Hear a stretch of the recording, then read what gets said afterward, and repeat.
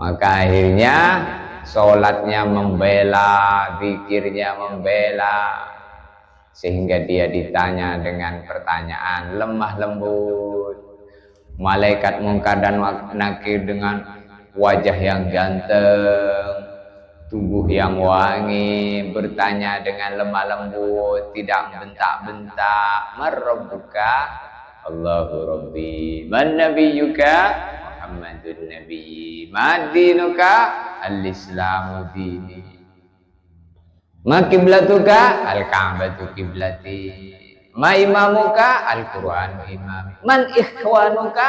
Al-muslimin wal muslimat ikhwani. Maka malaikat senyum, lalu malaikat bilang, naumatal arus. Tidurlah kamu di kubur ini seperti tidurnya pengantin baru.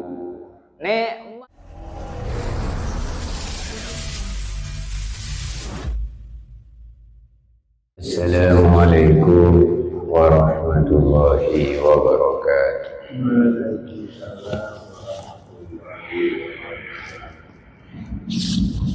Alhamdulillahilladzi ja'ala al-ilma arfa'u sifatil kamaliyah wa asyhadu an la ilaha illallah wahdahu la syarika lah alladzi khassa man syaa min ibadihi bil ma'athiril hikamiyah wa asyhadu anna Muhammadan abduhu wa rasuluhu alladzi khassahu Allah ta'ala bi jami'i kamalatil ubudiyyah.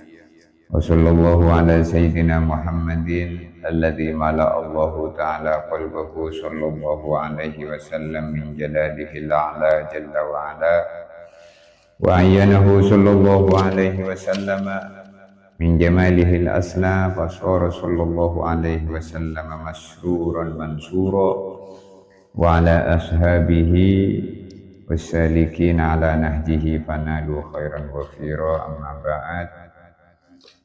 Jamaah salat subuh yang dimuliakan Allah Subhanahu wa ta'ala. Alhamdulillah, selalu panjatkan kalimat ini sebagai bentuk kita selalu memperbaharui syukur kita kepada Allah Subhanahu wa ta'ala. Pagi hari ini kita dikumpulkan kembali di tempat ini, di masjid ini, dalam perjumpaan istiqomah kita seminggu sekali. Mudah-mudahan kita dicatat sebagai orang-orang yang menjadi thalibul ilm, orang yang menuntut ilmu, orang yang belajar ilmu. Ketika kita sholat, lalu di saat kita duduk di antara dua sujud, maka kita membaca Rabbighfirli warhamni wajburni warfa'ni warzuqni wahdini wa'afini wa'fu anni. Di sana kita minta 8 perkara. Yang pertama kita minta Rabbighfirli, supaya dosa-dosanya diampuni. Yang kedua kita minta warhamni, supaya kita disayangi, dirahmati, disayang oleh Allah. Yang ketiga kita minta wajburni, supaya kekurangan dalam ibadahnya ditambal oleh Allah, sehingga yang kurang-kurang menjadi sempurna karena ditambal, yang bolong-bolong ditutupi sehingga tidak bolong. Wajburni, karena kita ini beribadah jauh dari kesempurnaan, tapi kalau Allah anggap sempurna maka jadilah sempurna. Namanya wajburni. Yang keempat kita minta warfa'ni, agar diangkat derajatnya oleh Allah di dunia maupun di akhirat.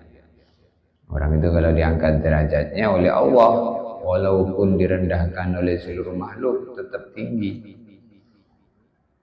Maka derajat yang sebenarnya adalah derajat nanti di akhirat. Wabtaghu ar-rif'ata 'indallah, carilah pangkat dan kedudukan di sisi Allah. Pangkat kedudukan di sisi makhluk ini tidak ada apa-apanya. Buat apa disanjung-sanjung oleh makhluk? Tapi kalau hina dalam pandangan Allah, buat apa pula dipandang hina dalam pandangan makhluk, tapi mulia dalam pandangan Allah. Maka yang kita pentingkan itu adalah penilaian Allah. Barang siapa demi untuk senangnya makhluk sampai menentang hukum-hukum Allah, maka dia akan dihinakan di sisi Allah. Dan barang siapa dibenci oleh makhluk demi untuk tegaknya hukum-hukum Allah, maka dia akan dimuliakan oleh Allah. Warfa'ni warzuqni, yang kelima kita minta dikasih rizki. Rizki di sini ini mencakup seluruh pemberian Allah kepada kita itu rizki, bukan hanya uang saja, bukan sekedar yang lewat mulut saja, tapi termasuk ujung rambut sampai ujung kaki ini rizki dari Allah. Dan rizki yang tertinggi berupa iman, berupa Islam. Termasuk rizki pagi ini kita sholat subuh, dilanjutkan dengan zikir, lalu duduk sesudah sholat dalam lingkaran majelis ini. Berbaharu lagi niatnya, Nabi bersabda, man sholat sholat bil jamaah, siapa sholat berjamaah, wa jalasa fi halaqatil ilm, lalu duduk di majelis ilmu, yu'talahu sittatu asya, diberi 6 perkara. Di antaranya banallahu lahu baitan fil jannah min yaqutatin hamra, dibangunkan satu rumah di surga dari yakut berwarna merah, min yaqutatin hamra.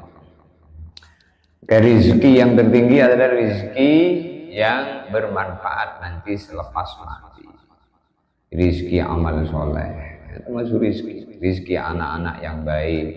Walaupun kita mati, tapi tetap mengirim kebaikan untuk kita. Wahdini, yang selanjutnya kita minta diberi hidayah. Wa'afini, kemudian yang ke-7 kita minta dikasih afiyah. Wa'fu'anni, yang ke-8 kita minta supaya diberi maaf, Allah memaafkan kita. Afiyah ini baginda Nabi sallallahu alaihi wasallam bersabda, al-afiyatu ala asyrati awjuhin. Afiyah itu ada 10 perkara. Khamsatun fid dunya wa khamsatun fil akhirah. 5 di dunia, 5 di akhirat. Fa ammal lati fid dunya, adapun 5 perkara yang di dunia, fahiyya, maka 5 perkara itu al-ilmu. Yang pertama adalah ilmu, kasih ilmu. Kalau orang dikasih ilmu, maka itu dikasih afiyah. Yang pertama ilmu. Wal ibadatu, yang kedua ibadah, dikasih ibadah, dikasih sholat, dikasih zikir, dikasih akhlak yang baik, dikasih pekerjaan-pekerjaan yang semuanya bernilai ibadah.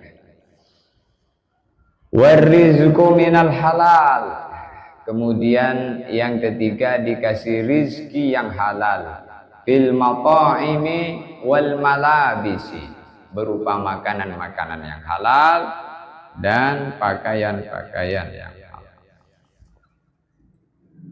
Wasabru ala syiddah, yang ketiga, yang keempat dikasih sabar atas segala ujian dan cobaan.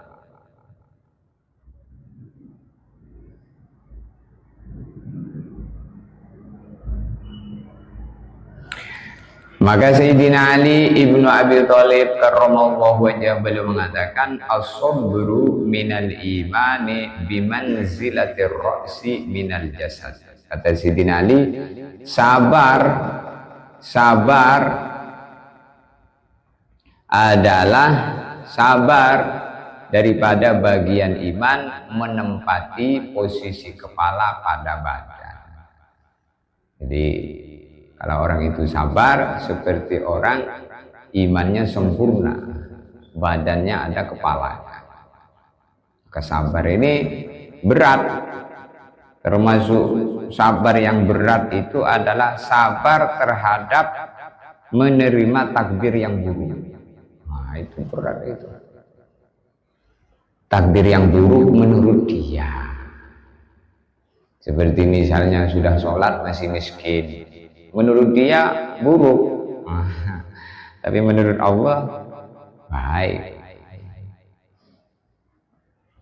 Maka sabar menanggung musibah-musibah yang menderitakan hidupnya. Maka sabar seperti kepala pada badan.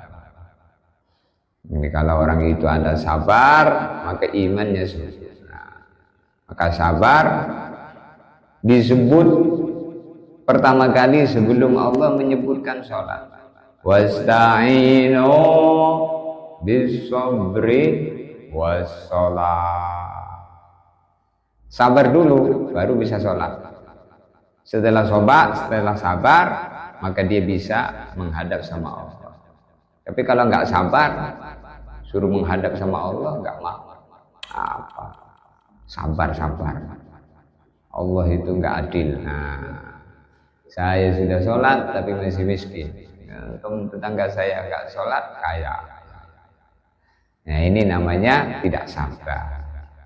Al-khairu fima waqa, kebaikan itu dalam segala perkara yang terjadi. Kalau sudah terjadi pasti baik.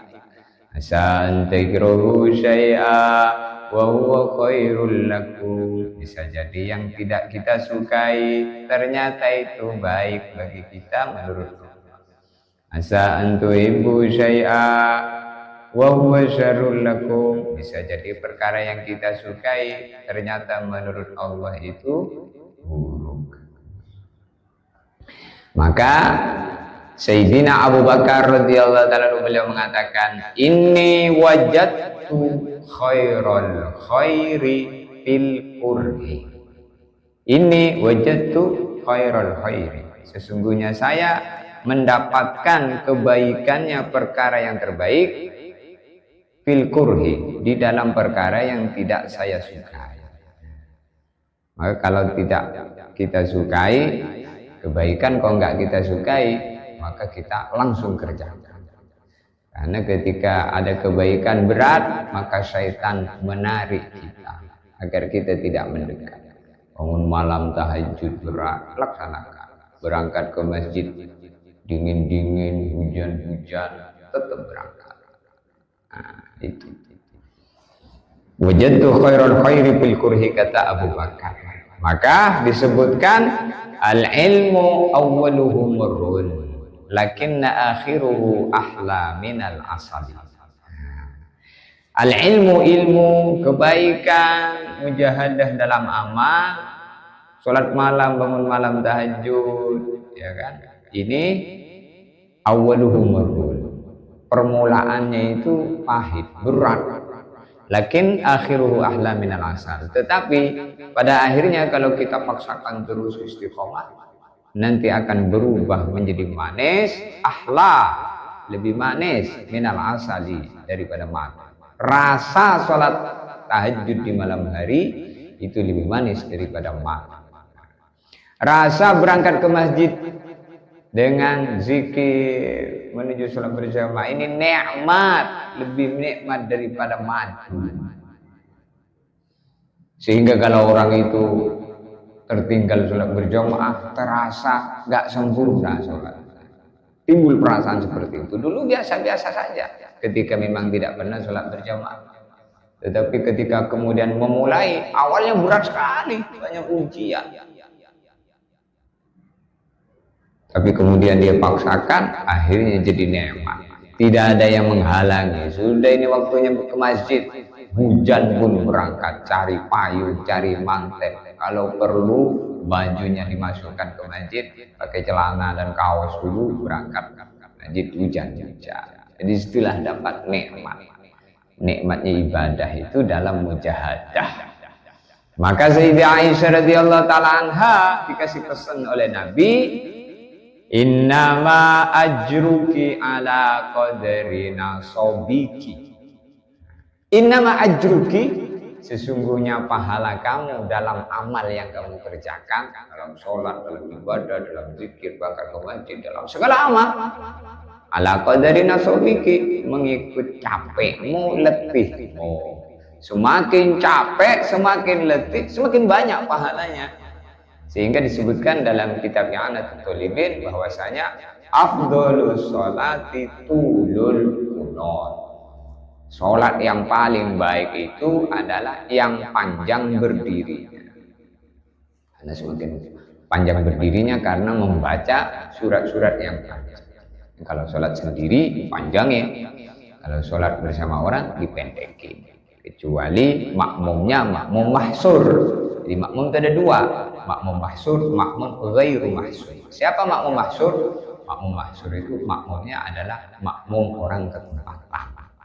Siapa makmum ghairu mahsur? Makmum ghairu mahsur itu makmumnya orang-orang pendatang mampir di masjid.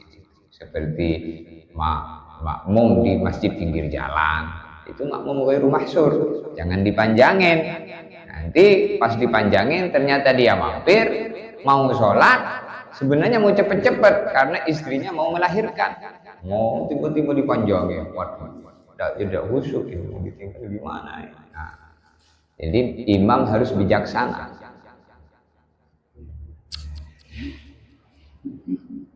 Nah, afiyah itu dikasih ilmu, dikasih ibadah, rizki halal, sabar menanggung perkara yang berat. Kemudian yang kelima, wasyukru ala ni'mah, bisa syukur atas nikmat yang diberikan Allah. Wasyukrul abdi alal haqiqati innama huwa nutqul lisan wa iqrarul qalbi bi in'amillahi ta'ala. Syukurnya hamba dan syukur yang sebenarnya adalah nutqul lisan, mulutnya berucap alhamdulillah, wa iqrarul qalbi bi ni'amillahi ta'ala, dan hatinya mengakui bahwa ini dari Allah. Hatinya mengucap, ini mata kasih Allah, alhamdulillah bisa melihat. Ini dikasih Allah, alhamdulillah. Ini dikasih Allah, alhamdulillah. Dua, syukrul abdi alal haqiqati nutqul lisan wa iqrarul qalbi bi in'amillahi ta'ala. Mulutnya bersyukur, ucap nutqul lisan, mengucapkan alhamdulillah, hatinya mengakui bahwa nikmat itu datangnya dari Allah, sehingga timbul minhu wa ilaihi. Apa saja diucapkan minhu wa ilaihi, dari Allah, maka saya akan berbuat untuk Allah. Dari Allah saya buat lagi untuk Allah. Mata dikasih Allah, saya mau melihat karena Allah. Telinga dari Allah, saya mau mendengar karena Allah. Ini duit dikasih Allah, saya akan menggunakan duit ini untuk perkara yang disukai Allah. Dari Allah. Itulah namanya inna sholati wa nusuki wa mahyaya wa mamati lillahi. Syukrul abdi alal haqiqati nutqul lisan wa iqrarul qalbi bi in'amillahi ta'ala. Syukur yang sebenarnya adalah nutqul lisan, mulutnya mengucapkan kalimat syukur. Apa? Alhamdulillah. Alhamdulillah samaniyatu ahruf. Alhamdulillah itu hurufnya ada 8. Kita ulang-ulang lagi. Hurufnya alhamdulillah itu ada 8. Alif, lam, ha, mim, dal, lam, lam lagi, ha. Ada 8. Mangqalaha an safa'i qalbin, siapa mengucapkan alhamdulillah dari hati yang paling bersih, dari hati yang paling dalam, istahaqqa ayyadhulal jannah, dia berhak masuk surga min ayyi abwabiha sya'a, dari pintu mana saja dia mau. Masya Allah. Jadi kalau kita ini mau syukur, jangan hanya mulutnya, Yang mau disyukuri, letakkan dulu di hati dari Allah, lalu tarik kalimat itu dari lubuk hati. Alhamdulillah. Tarik nafas, lepas. Alhamdulillah. Gitu, itulah sehat. Maka kalau orang itu melatih pernapasan, sehat. Itu. Dari Allah, alhamdulillah. Dari Allah, alhamdulillah. Gitu, nanti sehat. Masya Allah. Ampasun min ampasika jauharatun laki matalah. Napas yang kita keluarkan setiap hari kita bernapas, itu kalau diisi dengan ibadah, keluar masuknya napas, jauharatun, itu nilainya adalah intan mutiara laki matalaha, yang tidak ada mampu untuk menghargai. Nanti kalau kita mati baru tahu berapa untungnya, nilainya satu kalimat Allah dikubur. Wow, untungnya kalimat Allah itu dikubur nanti. Masya Allah. Maka kita latih keluar masuknya nafas dengan kita mengucapkan alhamdulillah. Ini 5 di dunia. Ilmu, ibadah. Kalau dikasih ilmu, maka dia dikasih ibadah, maka ibadahnya sesuai ilmu. Ilmu ibadah, lalu dikasih rizkinya halal barokah. Ilmu ibadah, rizkinya halal, dimakan jadi daging darah yang baik, akhirnya bisa sabar yang keempat, bisa syukur yang kelima. Nah, ini ada kaitannya semua.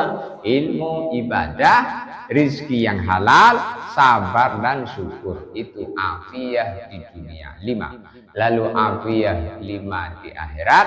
Kata baginda Nabi, yang pertama, amallati fil akhirati fa innahu yatika malakul maut birrahmati wal lutfi. Yang pertama, ketika malaikat maut ingin mencabut nyawanya, malaikat datang birrahmah wal lutfi, dengan lembut dan kasih sayang. Dengan kasih sayang dan lembut, tidak bentak-bentak, lembut dan kasih sayang. Mengucapkan assalamualaikum, malaikatnya senyum. Masya Allah. Akhirnya pun dia senyum.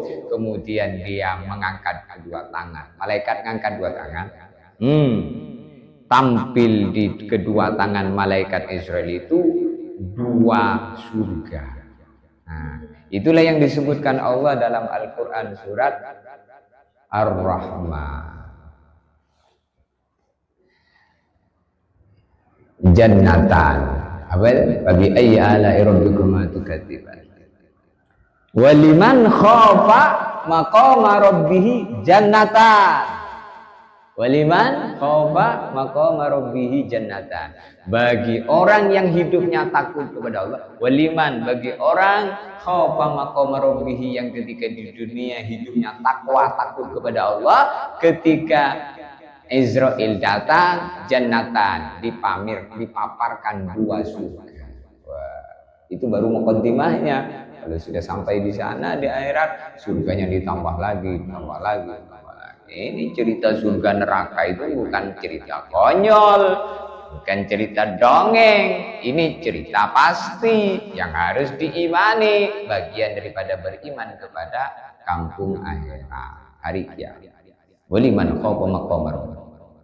Maka dia memandang 2 perkara tadi, paparan 2 surga di tangan kanan dan kiri tadi, sehingga di saat nikmat itulah dicabut nyawanya oleh malaikat dengan pelan-pelan. Fatusallu ruhuhu kama tusallu sa'ratu minal ajin. Maka dicabutlah ruhnya oleh malaikat dalam keadaan dia tidak terasa, seperti orang mencabut rambut dari adonan roti. Tidak terasa orang iman itu karena apa? Saking nikmatnya memandang, sehingga matanya terbelalak, bukan karena ketakutan, saking takjub melihat sesuatu yang akan ditempati. Nah, itu yang pertama, ketika sakaratul maut, Israel datang birrahmah wal lutfi. Kemudian yang kedua, la yaru'uhu ay la yafza'uhu mungkarun wa nakirun fil qabri. Ketika masuk di alam kubur, malaikat mungkar dan malaikat nakir tidak membuat dia kaget dan takut. Justru ngobrol dengan malaikat Israil. Masya Allah, kamu sudah sampai di sini. Maka akhirnya sholatnya membela, zikirnya membela, sehingga dia ditanya dengan pertanyaan lemah lembut. Malaikat mungkar dan nakir dengan wajah yang ganteng, tubuh yang wangi, bertanya dengan lemah lembut, tidak bentak-bentak. Marrabbuka? Allahu Rabbi. Man nabiyyuka? Muhammadun Nabi. Madinuka? Al-Islamu dini. Ma kiblatuka? Al-Ka'batu kiblati. Ma imamuka? Al-Qur'anu imami. Man ikhwanuka? Al-muslimin wal muslimat ikhwani. Maka malaikat senyum, lalu malaikat bilang, naumatal arus. Tidurlah kamu di kubur ini seperti tidurnya pengantin baru. Nikmat. Tidak terasa, tiba-tiba datang hari kebangkitan. Bangkit alam kubur dengan wajah bersinar seperti bulan purnama. Digiring menuju masyar, dikasih payung aras. Orang-orang bingung, dia tidak bingung. Kenapa? Karena sudah banyak capek di dunia, maka mulai dari kubur itulah sudah istirahat. Istirahat. Jadi begitu. Kemudian yang ketiga, yakunu aminan fil faza'il akbar. Ketika faza'ul akbar, apa faza'ul akbar?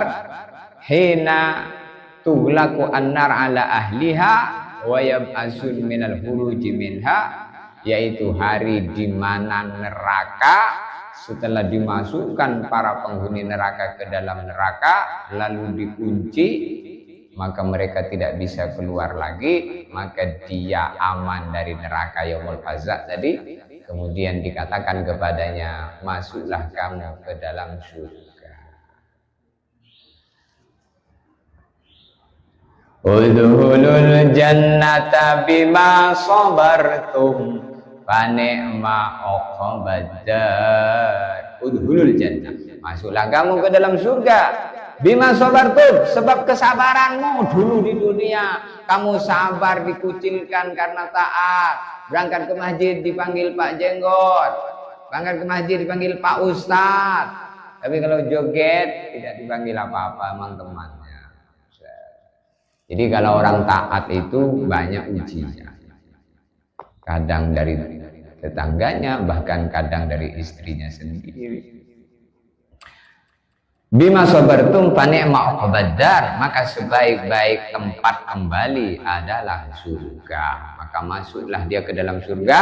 Baru nyampe di pintu surga, malaikat memberikan elan pengumuman, ya ahlal jannah innakum antasihhu fala tasqamu abada.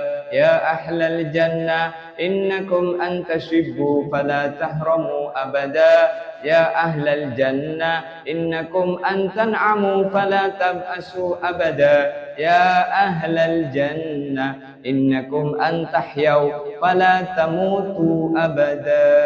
4 iklan pengumuman malaikat di pintu surga. Yang pertama, ya ahlal jannah, hei orang-orang ahli surga yang akan mau masuk surga. Pengumuman dari kami para malaikat, innakum antasihhu fala tasqumu abada. Kamu nanti di surga sehat terus, tidak akan sakit buat selama-lamanya. Innakum antan'amu fala tab'asu abada. Kamu nanti di surga nikmat terus selama-lamanya, tidak akan bosan. Kamu akan hidup terus, tidak akan mati. Kamu sehat terus, tidak pernah sakit. Mudah-mudahan termasuk kita. Itulah yang kita minta terus setiap di sholat. Allahumma antas salam wa minkas salam wa ilaika yaudus salam fa hayyina rabbana bis salam adhilna al jannata daras salam tabarakta rabbana wa ta'ala ya dzal jalali wal ikram Kita minta surga terus, minimal 5 kali dalam sehari setiap habis salat. Antas salam. Renungin kalau membaca kalimat itu. Allahumma antas salam, ya Allah engkau pemberi keselamatan, wa minkas salam. Selamat itu kalau engkau selamatkan, itu minkas salam begitu. Selamat itu kalau engkau selamatkan, minkas salam. Wa ilaika yaumudus salam. Dan orang nanti menghadap engkau selamat, maka saya mau menghadap engkau. Yaudu. Wa ilaika yaumudus salam. Kembali dengan salam. Untuk itu ya Allah, fahayyina rabbana bisalam, hidupkan kami di dunia dengan selamat. Wa adkhilnal jannata darussalam, kalau saya nanti mati masukkan kami ke dalam surga darussalam.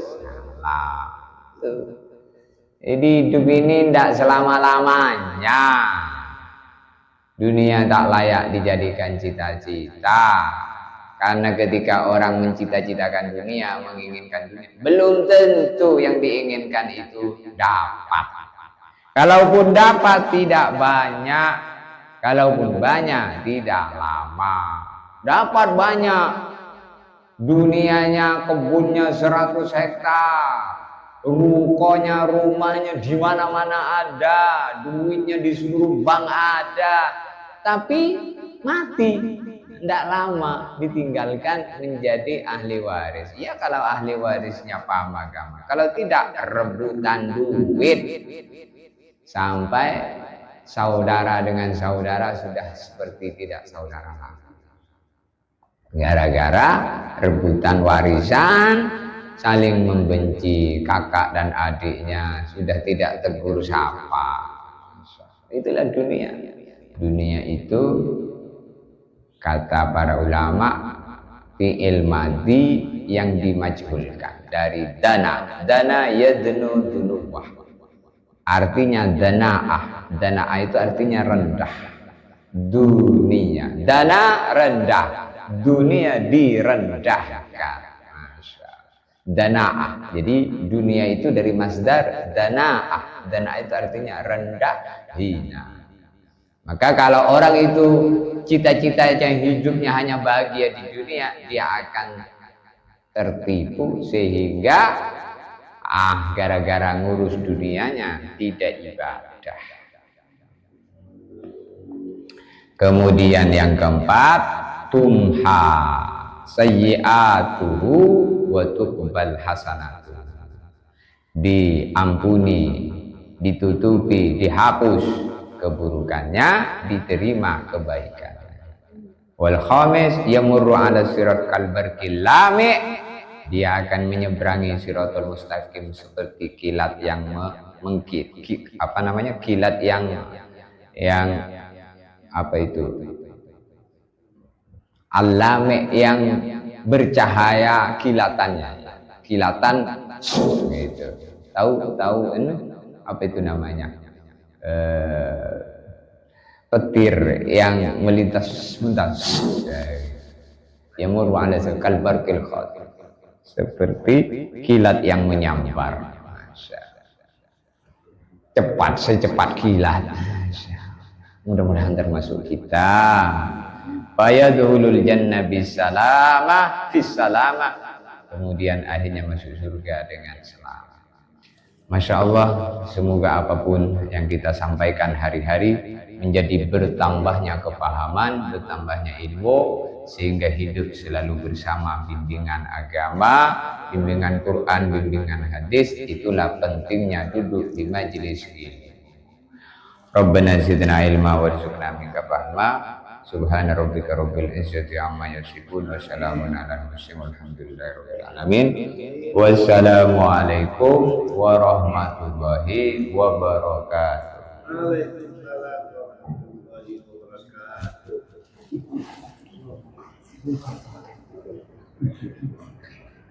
wabarakatuh.